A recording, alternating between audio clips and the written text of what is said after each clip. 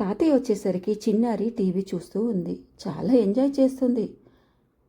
అయితే అప్పుడు తాతయ్య అడిగారు, రేపు పరీక్ష ఉంది కదా, ఎగ్జామ్ ఉంది కదా, ఏంటి ఇలా టీవీ చూసుకుని టైం వేస్ట్ చేస్తున్నామని అడిగారు తాతయ్య. అప్పుడు చిన్నారి అంది, ప్రతిదీ చదవడం ఎందుకు తాతయ్య, ముఖ్యమైన లెసన్స్ అన్నీ చదివి నేర్చేసుకున్నాను అని చెప్పింది. లాస్ట్ ఇయర్ కూడా నేను పాస్ అయ్యాను అను ఆన్సర్ కూడా ఇచ్చింది. తాతయ్య అన్నాడు, కూతలో నేర్చిన వేటగాడిలా ఉందిరా నీ సంగతి అన్నారు తాతయ్య.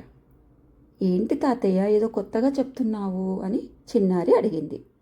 ఆ కథ ఏంటి, వేటగాడెవరు అని ఆసక్తిగా అడిగితే తాతయ్య ఒక చిన్న స్టోరీ చెప్పాడనమాట. సరే, తాతయ్య స్టోరీ చెప్పడం మొదలుపెట్టాడనమాట. ఒక అడవిలో ఒక వేటగాడు ఉండేవాడు. ఆ వేటగాడు ఏంటంటే ఆ జంతువులు ఎలా అరుస్తే అలా అరవడం తెలుసు అనమాట.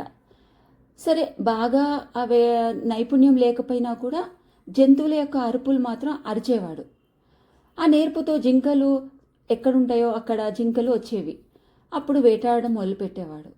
అది సులువుగా వాటిని వేటాడడం, ప్రాణాలు కాపాడేందుకు ఆయన ఇలాంటి క్లెవర్నెస్ని వాడేవాడు. ఎలాగంటే ఓసారి ఆ జింక అరుపులు విని తోడేళ్ళు కూడా వచ్చేవి.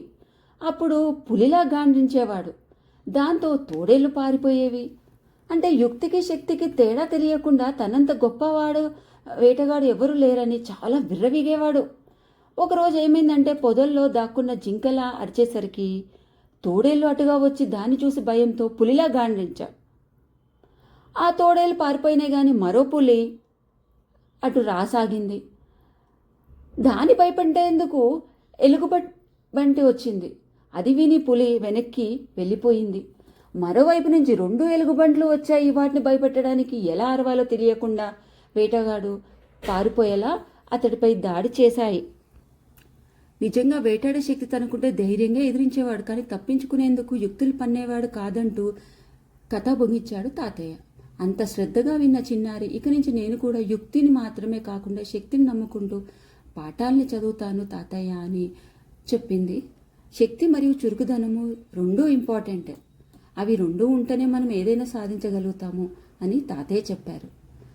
ఇది విన్న చిన్నారి ఎంతో సంతోషంగా, తాతయ్య ఎప్పుడు నేను ఇలాగే ఉంటాను, ఎలాగే చదువుతాను, మీరేమీ టెన్షన్ తీసుకోకండి, నేను బాగా చదువుతాను, ఒక పని కేవలం చురుకుదనంతో కాదు శక్తి ఉన్నప్పుడే మాత్రమే సవాళ్ళను ఎదుర్కొని విజయం సాధించవచ్చు అని చిన్నారి చెప్పింది.